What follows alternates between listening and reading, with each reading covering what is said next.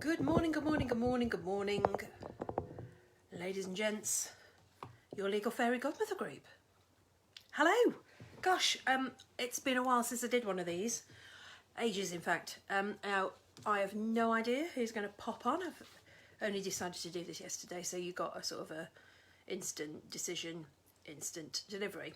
So, could all go hideously wrong because no one's actually on the live or posing some questions. But when has that ever stopped me from talking?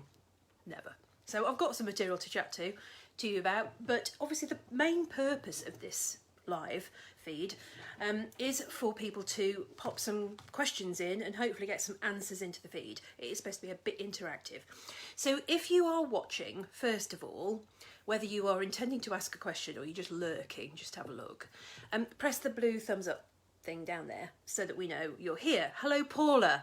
She's here. That's good. I've got a viewer. It's always a bonus, isn't it? Right. So I've got Paula with us. Hello, Paula. I'll try and name check you as I go along. I have my old lady glasses ready and waiting because whether I can read the feed, but we'll see. So welcome. If anyone is joining the feed or is watching on catch up, and you're new to the group, you're so welcome. Our doors have closed again after the end of the month, end of September. So we're back to a little closed community of people, but haven't really had a chance to find out who joined and who's now in the group. So if that's you, please crack on, get on the feed, introduce yourself to us. There's been couple of opportunities that Team SG, Catherine, the fabulous Catherine, has placed in the feed. If you've missed those, sorry, no problem. Get on the feed and tell us who you are. If you're new to the group, you're very welcome. If you're old to the group, you're equally as welcome. By which I mean you've been here a while, not that you are old and in the group, because obviously nobody's as old as me, because I'm as old as God. So I get the grandma seat, but everyone who's with us, brilliant to have you. If you've not worked out already, the purpose of the group is very much to alert you to stuff that's happening, and to try and give you some pointers for the direction of solutions to some of your issues. They're not always free. Sometimes they're free, sometimes they're paid, but hopefully there's a solution somewhere in there for you. So this morning was intended to be Q&A. So hi Laura, thanks for joining us. I can see people starting to pop on. Yes, it is, Paula, it is being recorded. She just asked. It will be available later on the group page. So if you've got a question then you want to pop into the feed, I'll try and deal with it later on for you. So don't worry, go back and earn your salary, else otherwise your boss is going to be very, very cross with you, I'm sure. Unless, of course, you are your own boss, in which case you've got a bit more flexibility, but I'm guessing that message means you're working somewhere else. So, first of all, how right, on a scale of 1 to 10, how knackered are we? On a scale of 1 to 10, 11, 12? Is anyone still standing after the summer? It's been a bit of a crazy one, hasn't it? Oh my lord, what a crazy time. For all you guys, squeezing in all those postponed weddings, as well as all the ones that you already had on your books. Yeah, Laura's agreeing with me. She says she's definitely scale 11 on the 1 to 10. It's been mad, and I think all the wedding suppliers that I'm speaking to are just sort of limping to the end, like crawling on their hands and knees, thinking it's nearly November. I'm going to get there. So well done to you if that's you, because my goodness me, it's been quite a flipping season. And as I'm not stupid enough to think it's just all going to stop at the end of October, because I know there are people who are still going to be squeezing in winter weddings and probably well into the new year. So if that's you, honestly, I feel for you. I feel for you because it is not easy to maintain that level of activity, 1, interest and enthusiasm, 2, and 3, concentration over that period of time. It's really tough. And Laura's saying she did 17 weddings in August alone, normally does 4 a month. I think, Laura, you are very typical of the sort of supplier that's in this group. Everyone is feeling your pain because everyone's in that pain. But the start of the end is in sight. Okay, so I'd encourage you to just, you know, take another couple of deep breaths, drink some more coffee, and keep your concentration going to the end of the month, because then it will start to get a little bit easier, I hope. And I think once you've caught your breath, because it's frankly just been too busy to think about anything else except delivery, hasn't it? You know, no one has been thinking about tricky legal questions, because frankly they're just too busy getting out there and doing their job, and that's quite right.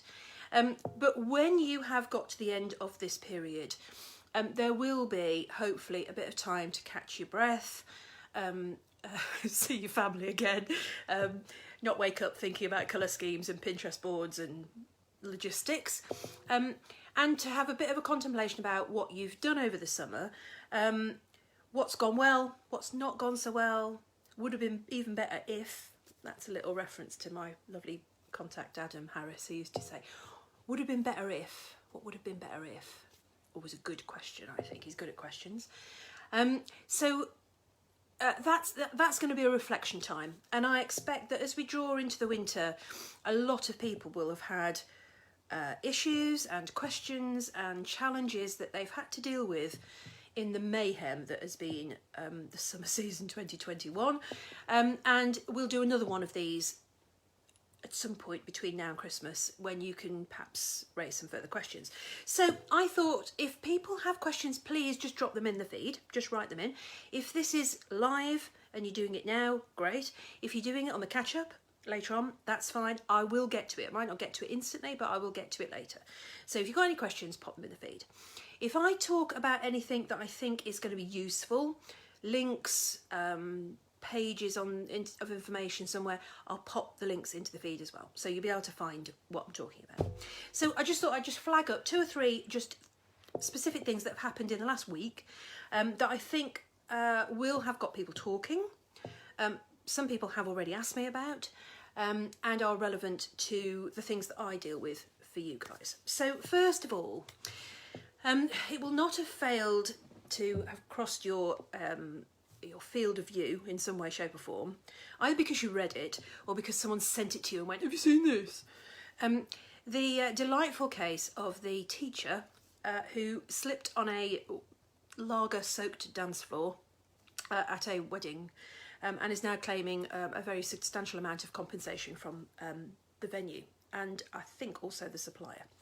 The reason I'm a little bit hesitant is that this was a headline in The Sun, and one can never be over prescriptive about the veracity or accuracy of such tabloid stuff. But the principles that it raises are quite interesting, and particularly in the post-COVID world, where we're all madly doing risk assessments, aren't we? Yes, Heather, we are. Yes, nod at me. Press the button down there and say, yes, I'm doing it, if you are, because you need to be. So, and particularly for venue owners and I suppose planners I'm talking to here, where you are the responsible person for the event, this is a big problem. It's a big problem because, of course, what's happened post-COVID is that as weddings got opened up, all the responsibility for ensuring that you were in a safe environment was not passed to you, because it's always been there, but heavily underlined in red 3 times with a pink highlighter through the top. So you guys, venue owners, event managers and planners, you're the people, theoretically, with all the responsibility for ensuring that you've got a safe place in which to operate this event. And as far as I can ascertain from the Sun headline, which was obviously concentrated very much more on the crying, injured, hot from A&E teacher. I think she was the guest. I don't think she was the bride. Rather than any proper information about what was going on, they were keen to talk about how it was so outrageous that this dance floor had been put in and nobody was watching it and nobody was policing it and nobody was checking it, etc.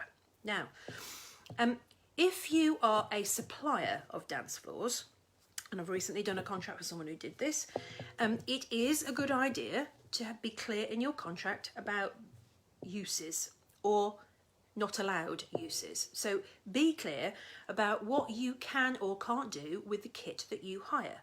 Now that's true whether you're hiring dance floors, it's true whether you're hiring bar stools, or any number of things. So if you're a venue stylist or a marquee supplier who, along with the fabric of the marquee, you supply kit in the marquee, if you're hiring dance floors, please make sure that you have got something in your terms and conditions about the standard use and some general reminders, warnings about what can and can't be used on it. So if you supply dance floors that don't take to stilettos well, you need to say that, okay? You need to say it.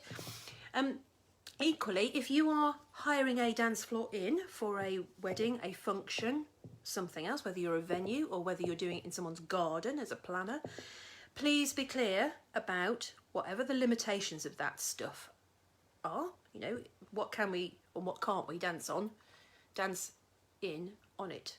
Yeah, that's what I'm trying to say. And being careful, that means mainly the proper warnings and the proper notifications to people if you're on the dance floor, hopefully without a pint of lager or a glass of Prosecco, depending on your preference. Now, that does not mean, in my view, that you need bloody dance floor police, okay? So don't get down that rabbit hole. Doesn't mean dance floor police. What it means is being clear about the behaviour and the supervision of what, at the end of the day, are grown adults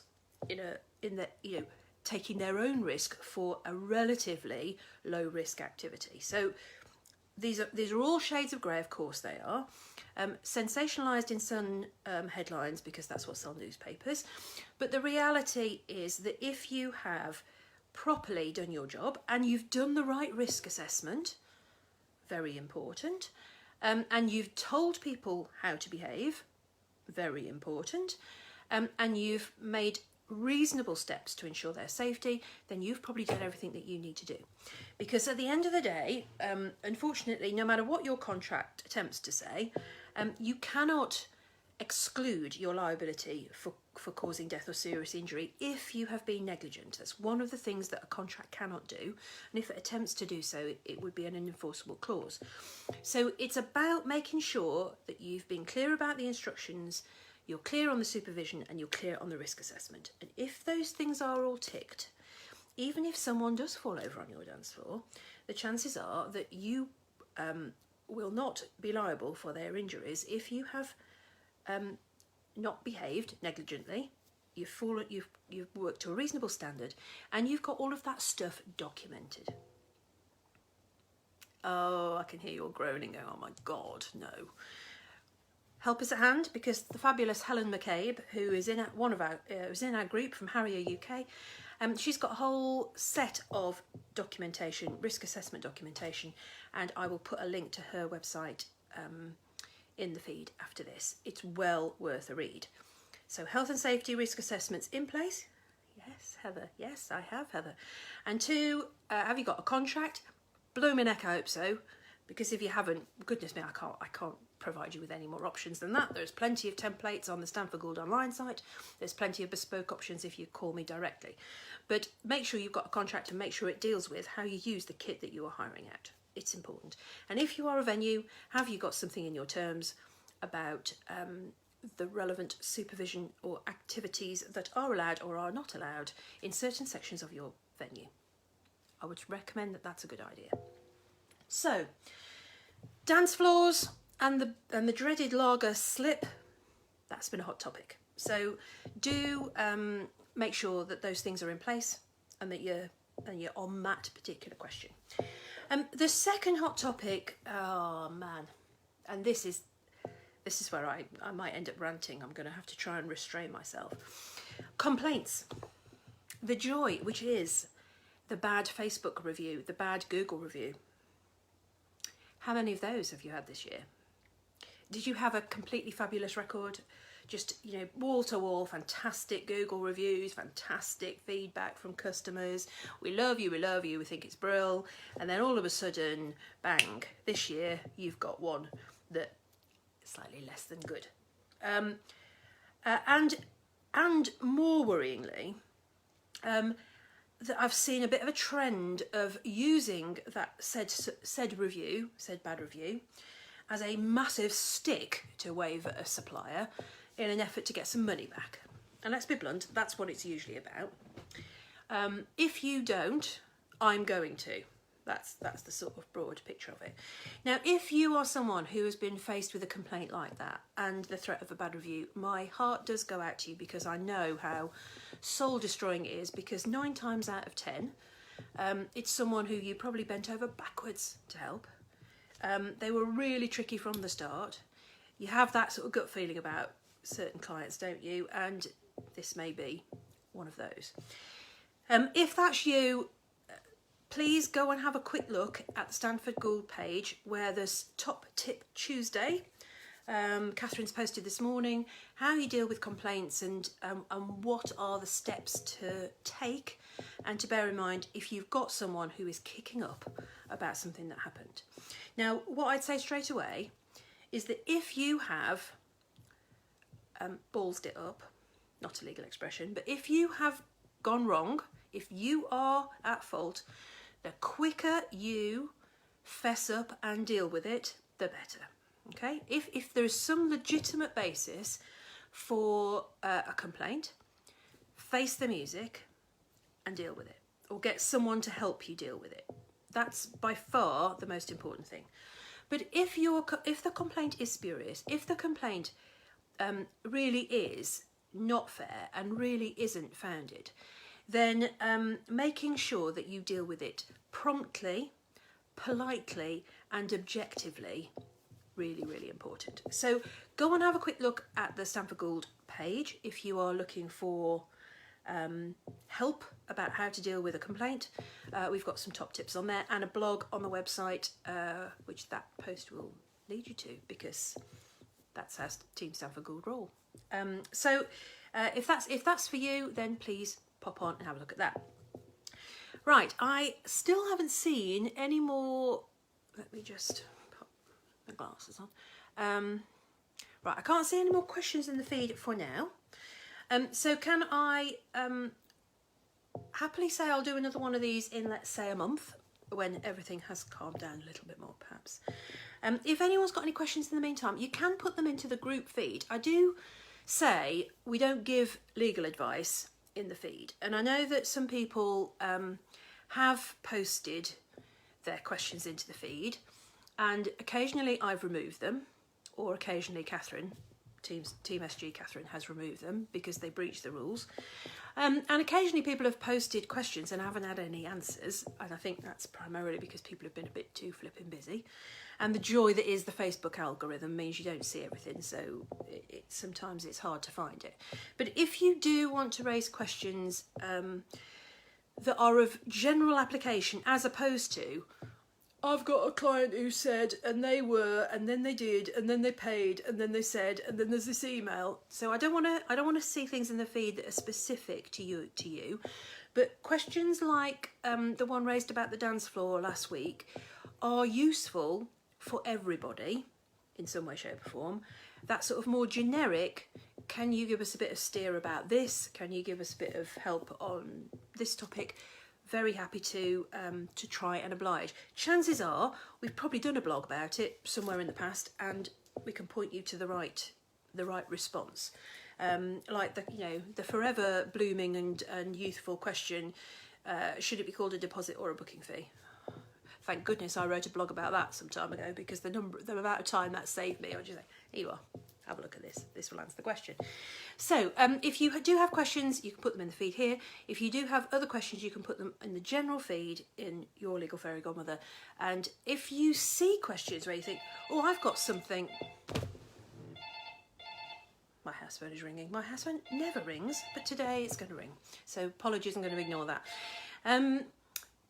If you have a point to make about the question in the feed, then please feel free to drop in and pop something in. You will find that we tend to avoid, because it's difficult to give a response which isn't direct advice, and that's particularly challenging if you don't know all the facts so I try not to. But where I can add some value, I will add some value. So hopefully that gives you lots of options if you have further Q&As for the Legal Fairy Godmother. Can I thank the people who are watching? There's half a dozen on the feed, so thank you for having your eyes on it. Make sure you've pressed the blue button down in the far right hand corner just to say that you're here. If you've got any questions or comments after the feed, then pop them in. I'd be delighted to see them.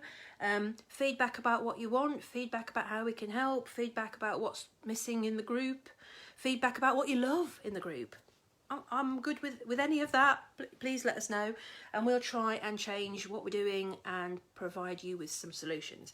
In the meantime, make sure that you keep an eye on the blog. Last week we were talking about antisocial behaviour. If you're in a band or you're a musician or a magician, and you get verbal from the crowd, or indeed from anybody else, there's a good blog on the site about that. The week before we were talking to photo booth owners about damaged props and ripped feather boas and broken comedy glasses and all the props that you guys have for photo booths, and what you do about trying to recover some of the cost if those get trashed at an event. So there's loads of information in the blog, so please go and have a quick trawl through if you haven't looked there for a while. That's worth having a nose at. And let us know if you've got a blog issue, something that's suitable for the blog. We'll happily have a look at it and try and fit it in. I'm going to instantly then apologise to Adam from Keynote Catering, because I still have not done the one about cancellation, and I know I need to. So I'm going to set myself a target of doing that before the end of the month, Adam. I will try and get that in the blog before then. I promise, before the end of October. Otherwise, have a good rest of Tuesday. The sun is just about coming out here. The sky is partially blue, and I have got a Zoom call in half an hour. So I'm going to leave you, drink the rest of my cup of coffee, and thank you for watching. And please let us know if there's anything else that we can help you with. Otherwise, have a good Tuesday, guys, and just keep on keeping on until the end of that season. Okay, take care.